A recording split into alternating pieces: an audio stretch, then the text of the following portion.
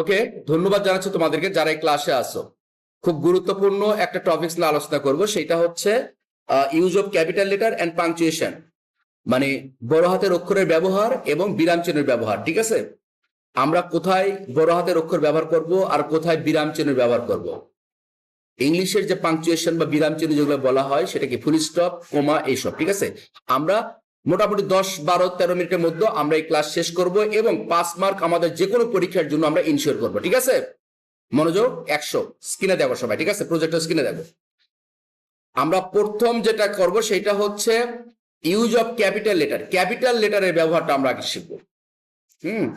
দেখো তোমাকে কি বলা হচ্ছে এখানে। 1 নাম্বার নিয়ম কি বলছে, বাক্যের প্রথম শব্দের প্রথম অক্ষর ক্যাপিটাল হবে।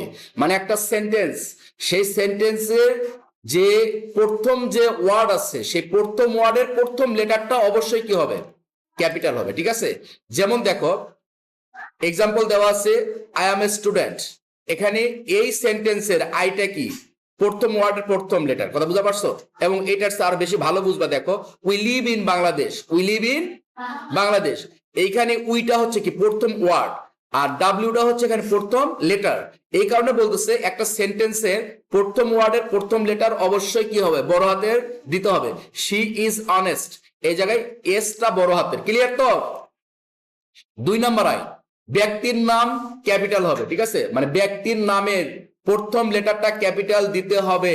যেমন দেখো রহিম, করিম, রিনা, সুমি। ঠিক আছে, দেখছো আর বড় হাতের, আর বড় হাতে দেখছো, তুমি ছোট হাতে দিলে জিরো পাবা।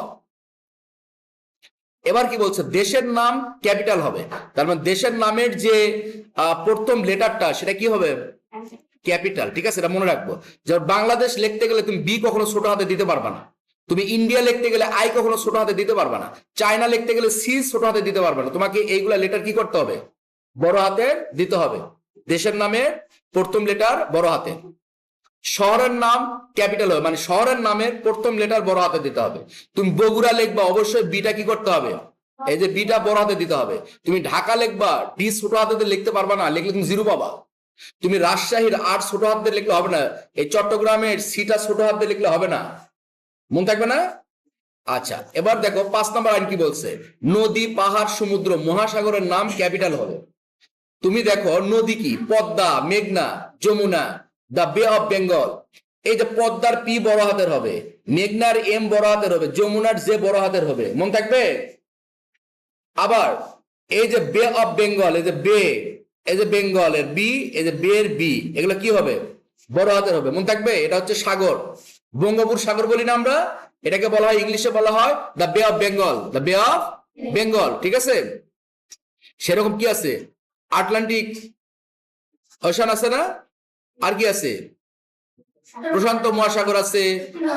হ্যাঁ, তা ওইগুলা প্রত্যেকটারই কি কি করতে হবে, তোমার প্রথম লেটারটা বড় হাতে দিতে হবে। ঠিক আছে, এবার দেখো সপ্তাহের দিনের নাম ক্যাপিটাল হবে। সপ্তাহ, এই যে সপ্তাহগুলো আছে, মনডে, টুইসডে, থার্সডে, ওয়েডনেসডে। ঠিক আছে, এইগুলা দিনের নাম, এই প্রথম লেটারটা বড় হাতে দিতে হবে, বুঝছো? আচ্ছা, এরপরে দেখো মাসের নামও তাই, একই অবস্থা। মাসের নাম তুমি জানুয়ারি লিখতে গেলে যেটা তোমার বড় হাতে দিতে হবে, ছোট হাতে দিতে পারবে না।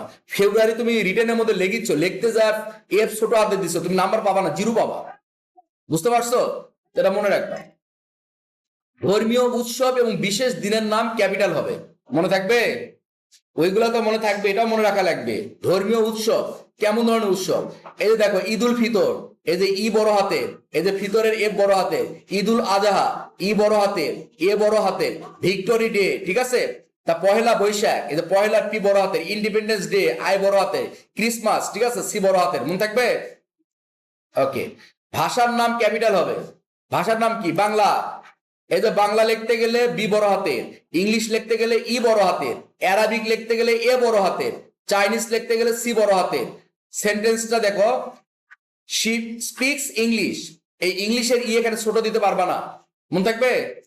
আচ্ছা, এবার দেখো সাবজেক্টের নাম ক্যাপিটাল হবে। সাবজেক্ট ইংলিশ ই বড় হাতের, ম্যাথমেটিক্স এম বড় হাতের, সায়েন্স এস বড় হাতের, আইসিটি বড় হাতের, বাংলাদেশ এন্ড গ্লোবাল স্টাডিজ, এটা বলতো কোন সাবজেক্ট এটা বুঝাচ্ছে বলতো, বাংলাদেশ বিশ্ব পরিচয়। ঠিক আছে, আচ্ছা, দেখো প্রোনাউন আই সব সময় ক্যাপিটাল।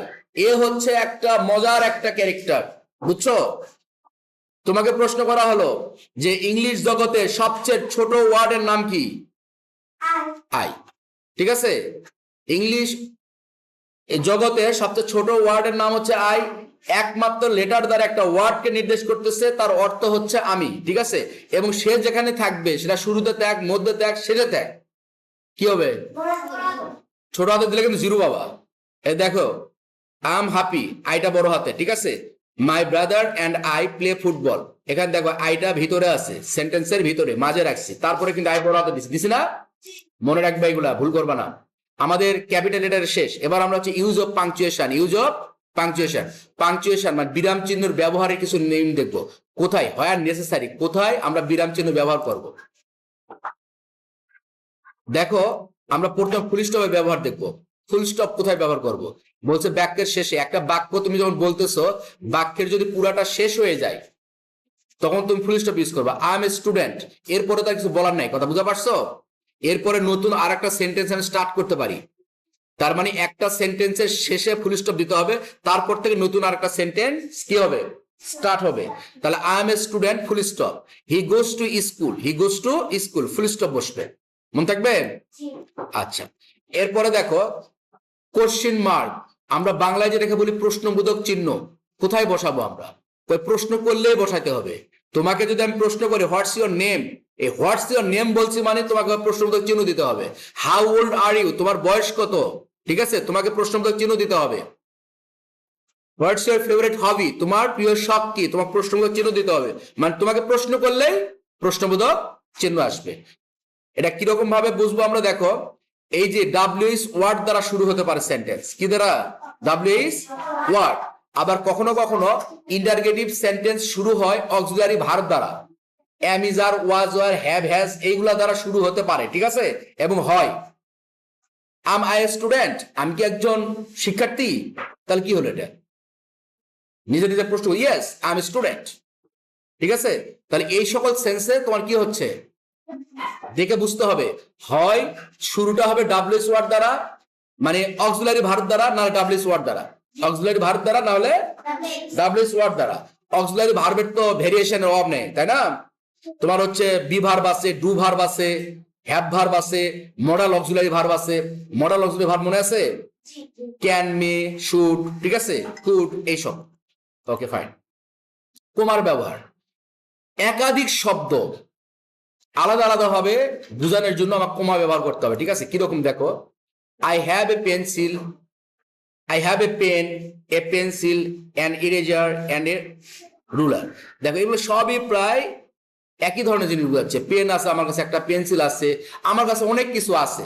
তো অনেক কিছুকে আমি আলাদা আলাদা সেন্টেন্স করতে পারবো না। ঠিক আছে, যে আই হ্যাভ এ পেন, আবার কোমা দিয়ে আবার লিখলাম আই হ্যাভ এ পেন্সিল, আবার কোমা দিয়ে লিখলাম আই হ্যাভ এ ইরেজার। তাহলে কি হয়ে গেল? মানে একই জিনিস বাড়তি লেখা হয়ে গেল না? তুমি এই জায়গাতে কি করতে পারো? কোমার ব্যবহার করতে পারো। ঠিক আছে, কোমা ব্যবহার কি করবা? যে I have a pen, comma, I have a pencil, ওটা না বলে বলতে পারতেছি I have a pen, comma, I have ওই a pencil, an eraser, and a ruler. কথা বুঝতে পারছো? তাহলে কি হলো? চারটা সেন্টেন্সকে একটা জায়গাতে উঠাই দেওয়া হলো। ঠিক আছে, এবং আমরা অর্থটা সুন্দরভাবে বুঝতে পারলাম। এবার বলছে অ্যাপোস্ট্রফি। অ্যাপোস্ট্রফি ব্যবহার দুই ধরনের। কয় ধরনের? দুই ধরনের। আমি তোমাদের বলি, একটা হচ্ছে প্রফেশন, ঠিক আছে, সরি পোসেশন। পোসেশন মানে অধিকার বুঝাইলে পোসেশন। বলতেছে কি, দেখো, রহিমস বুক মানে কি? রহিমের বই। রহিমস বুক মানে রহিমের বই। ফাদার্স কার, তার মানে কি? বাবার গাড়ি, এই তো। তারপরে কি আছে? মাদার্স ব্যাগ, মায়ের ব্যাগ।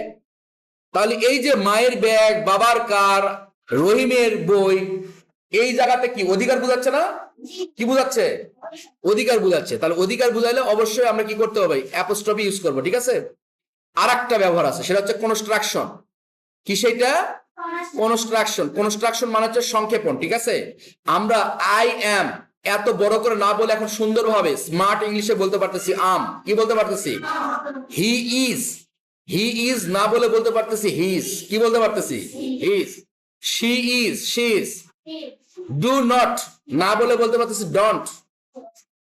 ইজ নট, ইজ এবং নট দুটো আলাদা আলাদা দুটো ওয়ার্ড, দুটাকে আমি একসাথে করে কনস্ট্রাকশন করলে আমি পাচ্ছি ইজন্ট, ইজন্ট, ঠিক আছে। ক্যান নট, এখানে আমরা একসাথে করলে পাচ্ছি কান্ট, কি করতে পারছি, কান্ট। তাহলে এভাবে কনস্ট্রাকশন করলে ইংলিশের স্মার্টনেস বাড়ে, এবং বর্তমান মডার্ন ইংলিশে আমাদের এটাই শিখতে হবে, ঠিক আছে। এবং আমাদের বইয়ের মধ্যে কিন্তু ভাঙে ভাঙে নাই, তুমি কোথাও কিন্তু পাবা না আই অ্যাম, পাবা আম আছে কিন্তু ম্যাক্সিমাম জায়গায়, কথা বুঝতে পারছো। তো আমাদের জানতে হবে, আর অ্যাপোস্ট্রফির ব্যবহার এটা মনে রাখবা। এবার দেখো কোটেশন মার্ক, কোটেশন মার্ক কখন ব্যবহার করব, কারো কথা হুবহু লিখলে, ঠিক আছে, কারো কথা হুবহু লিখলে আমরা কোটেশন মার্ক ব্যবহার করব। কিরকম দেখো, এরকম ভাবে আসবে, মাদার সেইড, মা বললো, মাদার সেইড মানে মা বললো, ওয়ার্ক হার্ড, পরিশ্রম করো, কঠোর পরিশ্রম করো, কঠোর পরিশ্রম করো, ঠিক আছে। আমরা বলি না যে তোমরা বলতে পারো টিচার সেইড, টিচার সেইড, শিক্ষক বললো কি, নেভার টেল এ লাই, মিথ্যা কথা বলো না, ঠিক আছে। তারপরে কি আমি যদি বলি যে মারিয়া said, Maria said always speak the truth, মারিয়া বললো সর্বদা সত্য কথা বলতে হবে, তাহলে এটা কি মারিয়ার কথা না? মারিয়ার কথা যদি হয় তাহলে অবশ্যই মারিয়ার কথাটাকে এরকম কোটেশন মার্কের মধ্যে রাখতে হবে। কার মধ্যে রাখতে হবে? Quotation mark. আর খুব ভালো করে মনে রাখবা, কোটেশন মার্কের আগে কিন্তু কোমা দিচ্ছি, কি দিচ্ছি? আর কোটেশন মার্কের চিহ্নটা দেখছো দুই মাথায়, দেখো দুটা দুটা করে, দেখছো? এই চিহ্নগুলো মনে রাখবা, কোটেশন মার্ক। এবং আমি তোমাদের পরীক্ষা যখন নেবো তখন এগুলো ব্যবহার থাকবে। লাস্টে দেখো কি আছে, এক্সক্লামেশন মার্ক, আমরা যেটাকে বলি হচ্ছে ইন্টারজেকশন, যে পার্শ্ববিষ্টা শিখছিলাম, ঠিক আছে। বিস্ময় সূচক চিহ্ন, এর ব্যবহারটা কখন? আবেগ বুঝাইলে, ঠিক আছে। যেমন হুররে বা হুররা, ওয়াও, এলাস, হাই, এই সকল জাতীয় ক্ষেত্রে আমরা কি ব্যবহার করব? এই এক্সক্লেমেশন মার্ক বসাবো, ঠিক আছে। কোটে এই তোমার হচ্ছে যে বিস্ময় সূচক চিহ্ন বসাবো, ঠিক আছে। দেখো, হোয়াটস এ বিউটিফুল ফ্লাওয়ার, কি সুন্দর ফুল। What's a beautiful bird, what's a beautiful bird, what's a beautiful flower, ঠিক আছে। হাই, এই জাতীয় সেন্টেন্স আমরা কি করব? আমরা বিস্ময় সূচক চিহ্ন ব্যবহার করবো, ঠিক আছে। আমার বিশ্বাস বুঝতে পারছো। এবার হচ্ছে কোলন, কোলনের ব্যবহার কখন করবো দেখো, bring this things, a pen, a pencil and a ruler, ঠিক আছে। এই ব্রিং দিস থিংস, এই থিংস এর পরে এখানেই তোমার হচ্ছে কোটেশন, এই যে এই জায়গাতে, বুঝছো, এই জায়গাতে, যাই হোক ওটা ইয়ে করা হয়নি, টাইপ মিস্টেক হয়ে গেছে। তো দেখো এরপরে আমাদের পরীক্ষার জন্য 10টি গোল্ডেন রুলস, আমরা গোল্ডেন রুলস গুলো দেখবো। 1 নাম্বার কি বলছে, প্রথম শব্দের প্রথম লেটার ক্যাপিটাল হবে, ঠিক আছে। পার্সনের নাম ক্যাপিটাল হবে, সিটির নাম ক্যাপিটাল হবে, মাসের নাম ক্যাপিটাল হবে, সাবজেক্ট ল্যাঙ্গুয়েজে ক্যাপিটাল হবে, ঠিক আছে। বাক্যের শেষে অবশ্যই হয় ফুল স্টপ হবে, নাহলে প্রশ্নবোধক চিহ্ন হবে, নাহলে বিস্ময় সূচক চিহ্ন হবে, ঠিক আছে। আই সবসময় ক্যাপিটাল হবে, কান্ট্রির নাম ক্যাপিটাল হবে, ডের নাম ক্যাপিটাল হবে, ফেস্টিভ্যাল মানে উৎসবের নাম ক্যাপিটাল হবে। এইগুলো আমাদেরকে তোতা পাখির মতো কন্ট্রোল রাখতে হবে, ঠিক আছে। এই 10টা, তাহলে দেখবা যে আমার মোটামুটি বিরাম চিহ্নের ব্যবহার অনেকটাই ক্লিয়ার হয়ে গেছে, ঠিক আছে। এরপরে দেখো কিছু এক্সাম টিপস আছে। প্রশ্নটি ভালোভাবে পড়বে, তোমাকে যে প্যাসেজটা দেওয়া হবে 2-3 লাইনের, সেই প্রশ্নটা আগে ভালোভাবে পড়বে, পড়ার পরে কোথায় নতুন বাক্য শুরু হয়েছে তা খুঁজবে, নতুন বাক্য শুরুটা খুঁজতে হবে, আর কোথায় যা শেষ হলো সেটা খুঁজতে হবে, ঠিক আছে। তারপরে যেটা করতে হবে, সব প্রপার নাউন ক্যাপিটাল হবে, প্রপার নাউন মানে নাম যেগুলো বোঝাচ্ছে ক্যাপিটাল দিয়ে নিবা, শেষে উপযুক্ত পাংচুয়েশন বসাবা। ওই যে বাক্য শেষ হয়ে গেছে, এখন দেখতে ফুল স্টপ, নাহলে প্রশ্নবোধক চিহ্ন, না তোমার বিস্ময় সূচক চিহ্ন হবে, ঠিক আছে। এগুলো তোমার বুঝতে হবে। তারপর উত্তর লেখার পর আবার একবার পড়ে ভুল আছে কিনা দেখে নিবে, ঠিক আছে। এগুলো তোমাদের পরীক্ষার জন্য টিপস থাকলো, ঠিক আছে। আমার বিশ্বাস যে ক্লাস থেকে তোমরা অনেক উপকৃত হবা, এবং তোমরা এখন যদি প্র্যাকটিসের নামও মডেল নিয়ে আমি দিব তোমাদেরকে, প্র্যাকটিসের নামলে তোমরা রাইট করে আসবা, ঠিক আছে। ওকে, ধন্যবাদ তোমাদেরকে এই ক্লাসে থাকার জন্য, ঠিক আছে।